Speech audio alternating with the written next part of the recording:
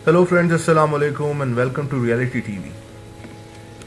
PIA flight 661 एक मुसाफिर जहाज था। ये वही जहाज था जिससे उस वक्त के वजीर आजम मियां नवाज शरीफ ने हादसा पेश आने से तकरीबन एक हफ्ता पहले ही इस्लामाबाद से गवादर तक का सफ़र किया था। इस जहाज़ की तारीख भी कुछ अजीब सी थी। इस जहाज़ को पहली दफ़ा 3 मई 2007 को उड़ाया गया और उसके ठीक एक हफ्ते बाद 14 मई 2007 को इसको PIA के हवाले कर दिया गया, जिसका मतलब ये है कि ये उस वक्त बिल्कुल नया PIA ने ख़रीदा था।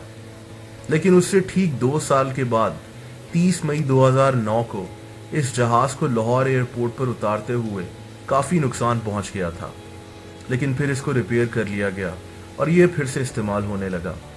इस वाक़ये के 5 साल बाद 2014 में इस जहाज़ का इंजन काम करना बंद हो गया, लेकिन उस इंजन की जगह एक नया इंजन लगा दिया गया और फिर इस जहाज़ में कभी कोई मसला पेश नहीं आया। लेकिन इस ATR जहाज़ को पहली दफ़ा उड़ाने वाले पायलट ने कई दफ़ा PIA की इंतज़ामिया को बताया कि ये ATR जहाज़ ख़तरनाक रूट पर उड़ने के काबिल ही नहीं है और इन जहाज़ों को फौरी तौर पर या तो उड़ने से रोका जाए या कम से कम वो ख़तरनाक रूट्स जहां पहाड़ शामिल होते हैं पे उड़ने से रोका जाए। लेकिन PIA की इंतज़ामिया ने इन बातों पर कुछ ख़ास तवज्जो नहीं दी। दोस्तों, 7 दिसंबर 2016 को ये बदकिस्मत जहाज़ चित्राल एयरपोर्ट पर उड़ने के लिए तैयार खड़ा था। इस जहाज़ ने 3:30 बजे चित्राल से उड़ना था और तकरीबन 4:40 पर इस्लामाबाद एयरपोर्ट पर उतरना था। ये सफ़र 1 घंटा 10 मिनट का था। इस जहाज़ में 42 मुसाफिर सफ़र कर रहे थे। मुसाफिरों के साथ साथ 5 क्रू मेंबर्स बशमूल 2 पायलट्स भी इस जहाज़ के बदकिस्मत मुसाफिरों में शामिल थे। तो कुल मिलाकर 47 लोग इस जहाज़ में मौजूद थे। इन मुसाफिरों में पाकिस्तान के एक बहुत बड़े नाम जुनैद जमशेद भी अपनी अहलिया के साथ सफ़र कर रहे थे। जुनैद जमशेद चित्राल में दीन की तबलीग की गर्ज से गए हुए थे और कुछ दिन चित्राल में क़याम कर इस्लामाबाद वापस आ रहे थे। जुनैद जमशेद के एक फ़ैन ने चित्राल एयरपोर्ट पर उनकी एक तस्वीर ले ली और उसी वक्त सोशल मीडिया पर शेयर भी कर दी, जो बाद में TV चैनल्स ने भी दिखाई थी। जुनैद जमशेद की ज़िंदगी की ये आखिरी तस्वीर थी।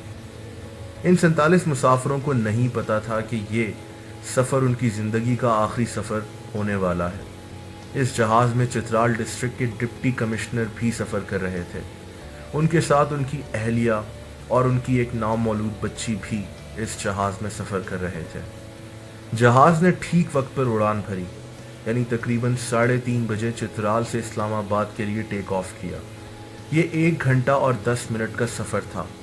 मौसम बिल्कुल साफ था और बज़ाहिर ये एक मामूल की फ़्लाइट लग रही थी। जहाज़ ऊंचे ऊंचे पहाड़ों के दरमियान में से उड़ते हुए इस्लामाबाद की तरफ जा रहा था। जहाज़ हवा में था और मुसाफिर इस्लामाबाद उतरने का इंतज़ार कर रहे थे। 1 घंटा 10 मिनट की फ़्लाइट एक छोटी फ़्लाइट कही जा सकती है, इसीलिए कई मुसाफिरों के रिश्तेदार उन्हें एयरपोर्ट पर लेने के लिए अपने घर से भी निकल चुके होंगे। ये जहाज़ मामूल के मुताबिक अपना सफ़र जारी किए हुए था। जहाज़ को उड़े हुए तकरीबन 40 मिनट हो चुके थे और बस अब आधे घंटे का सफ़र तय करना बाकी रह गया था। पायलट ने तकरीबन 4:12 पर कंट्रोल रूम से राब्ता किया और कॉल रिकॉर्ड के मुताबिक पायलट की आवाज़ बिल्कुल नॉर्मल थी। ये एक नॉर्मल सी कॉल थी जो कि हर पायलट सफ़र के दौरान कंट्रोल रूम को करता है। लेकिन फिर सिर्फ 2 मिनट बाद तकरीबन 4:14 पर कंट्रोल रूम को पायलट की एक बार फिर कॉल मौसूल हुई। कंट्रोल रूम में मौजूद एयर ट्रैफिक कंट्रोलर के लिए ये थोड़ी सी हैरानकुन बात ज़रूर थी कि अभी उसका राब्ता पायलट से हुआ है और अब फिर से पायलट उससे राब्ता करना चाह रहा है। जब उसका राब्ता पायलट के साथ हुआ तो एयर ट्रैफिक कंट्रोलर के होश उड़ गए। पायलट ने मे डे की कॉल दी थी। दोस्तों, मे डे का मतलब है कि जहाज़ में कोई गड़बड़ पैदा हो गई है और पायलट को मदद की अशद ज़रूरत है। पायलट ने घबराई हुई आवाज़ में चीख कर कहा कि जहाज़ का एक इंजन काम करना बंद कर गया है। इस जहाज़ में 2 इंजन्स लगे होते हैं, तो अगर एक इंजन काम करना बंद भी हो जाए तो जहाज़ को दूसरे इंजन से भी उड़ाकर हिफाजत से उतारा जा सकता है। لیکن اس حادثے میں ایسا نہیں ہو سکا۔ پائلٹ نے بس اتنا ہی کہا اور اس کا رابطہ منقطع ہو گیا۔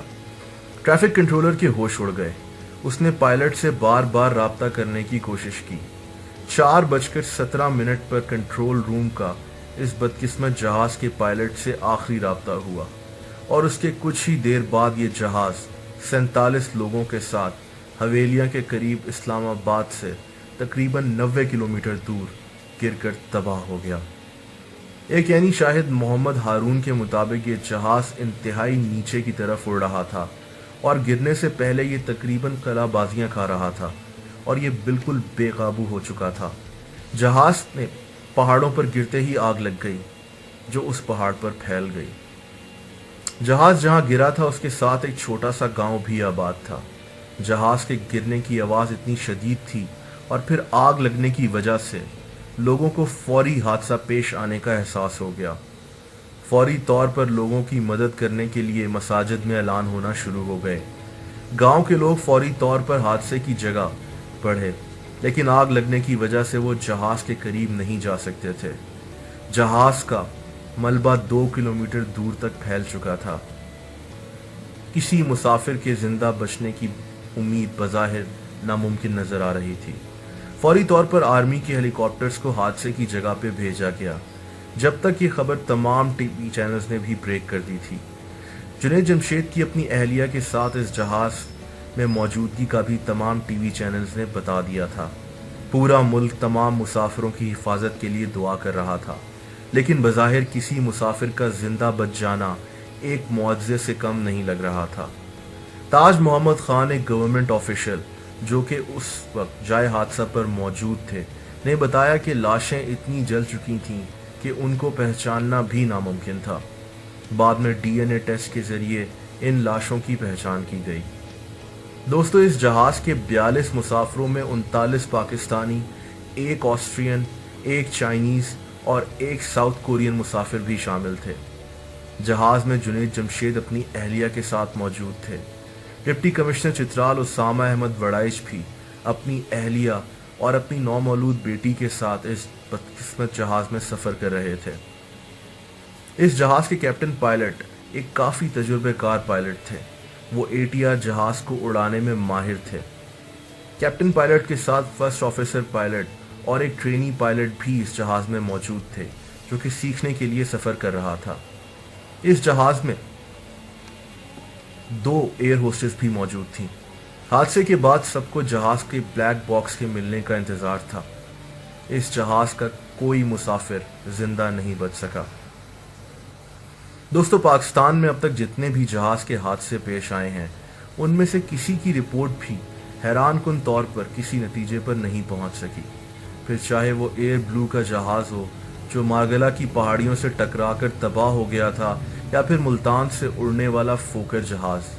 آج تک کسی کی بھی رپورٹ منظر عام پر تو آئی، لیکن اس کا کوئی نتیجہ نہیں نکل سکا، اور یہ نہیں پتہ چل سکا کہ دراصل جہاز کے تباہ ہونے میں ذمہ دار کون تھا۔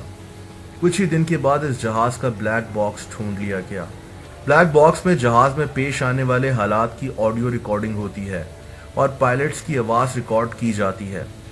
بلیک باکس سے ہی اندازہ لگایا جاتا ہے کہ جہاز میں دراصل ہوا کیا تھا۔ بلیک باکس کو فرانس ڈی کوڈنگ کے لیے بھیجا گیا، کیونکہ پاکستان میں بلیک باکس کی ڈی کوڈنگ کرنے کی سہولت موجود نہیں ہے۔ بلیک باکس سے ایک چیز تو واضح ہو گئی کہ اترتے وقت جہاز کے دونوں انجنز کام کر رہے تھے، لیکن پھر ایک انجن نے اچانک کام کرنا بند کر دیا۔ دوستو، پائلٹس جہاز کو دوسرے انجن کے ساتھ زمین پر اتار سکتے تھے، لیکن ایسا ہو نہیں سکا۔ ابھی تک یہی انویسٹیگیشن چل رہی ہے کہ پائلٹس جہاز کو ایک انجن کے ساتھ اتارنے میں ناکام کیوں رہے۔ انویسٹیگیشن رپورٹ کے مطابق پائلٹس نے جہاز کو ایک انجن کے ساتھ لینڈ کرنے کی کوشش ہی نہیں کی، لیکن سوال پیدا یہ ہوتا ہے کہ کیا پائلٹس نے ایسا جان بوجھ کر کیا؟ تو اس کا جواب ہے نہیں۔ ظاہر سی بات ہے کہ پائلٹس نے ایسا جان بوجھ کر بالکل نہیں کیا، بلکہ عینی شاہدین کے مطابق جہاز کے کریش ہونے سے پہلے جہاز الٹا ہو کر زمین کی طرف گر رہا تھا، جس کا صاف مطلب یہ ہے کہ جہاز پائلٹس کے کنٹرول سے نکل چکا تھا۔